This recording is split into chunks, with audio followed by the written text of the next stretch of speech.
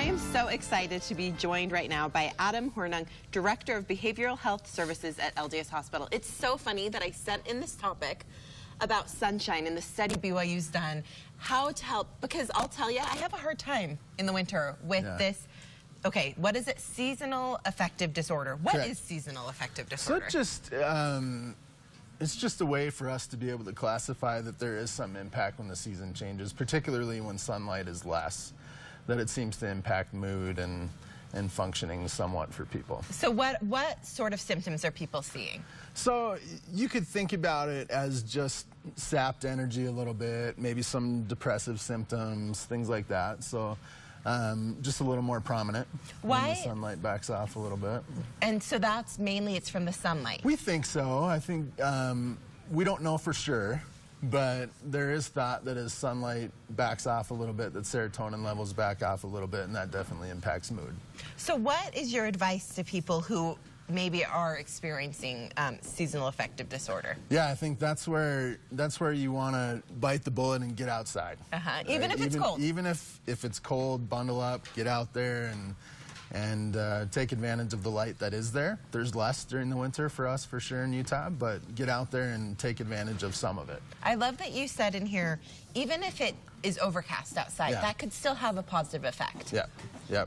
Yeah, so any amount of natural light we can get, and that speaks to another point that you want to maximize that. So open your blinds, take advantage of any kind of sunlight we can get, you know, maybe head up into the mountains above the inversion when that comes and try to take advantage of what's out there. As well, it's important that we exercise. That helps mood, whether it's sunny or not sunny, and so we want to just do everything we can to help ourselves to stay above the inversion. Or get above the inversion, get out, get some sunlight. It says even if you're going to be inside, make sure all the blinds are open. Get as much natural light into your house.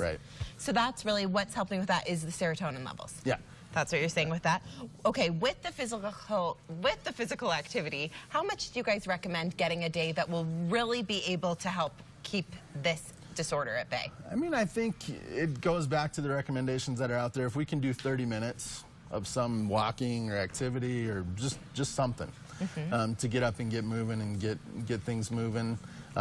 So I think 30 minutes or so would be helpful for everybody. I'll tell you, the sunshine and the warmer weather we've been having lately has definitely been helping lots of us who struggle with this. But I feel like with snow coming this week, it's going to start kicking in soon. And so this is so great to talk about how we can kind of prepare and fight against this. So say you've taken all of these steps into account, but maybe you aren't able to kick it. When should you go and see a doctor? So I think it's important to note that it's time to go see a doctor when your normal level of functioning goes away. So if you can't get motivated to do things that you normally do, and if you find it really tough to do, again, normal things, if you have thoughts of suicide, obviously, if your sleep patterns change significantly, if your appetite changes significantly, or you notice a consistent backing off of mood, so not just a couple of days of feeling down, but it's persistent, it's time to go in. Okay, such great information. One last question for you. I want to know, how can we tell, does this affect children? How can we tell if it's affecting our children or how we can help them? It can, and so I think you start to look for the same things, really significant changes,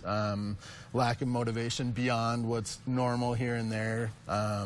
But if it gets to be persistent and it's a change, then you want to have the conversation. Okay, thank you so much, Adam, for being here today and talking about this. For more information, be sure to visit ldshospital.org/healthyliving. We'll also have a link to their website from ours. Thank you so much. You're going to want to stick around because something that can help you feel a little bit happier. Maybe you don't want pumpkin pie, but we have pumpkin empanadas when we come back.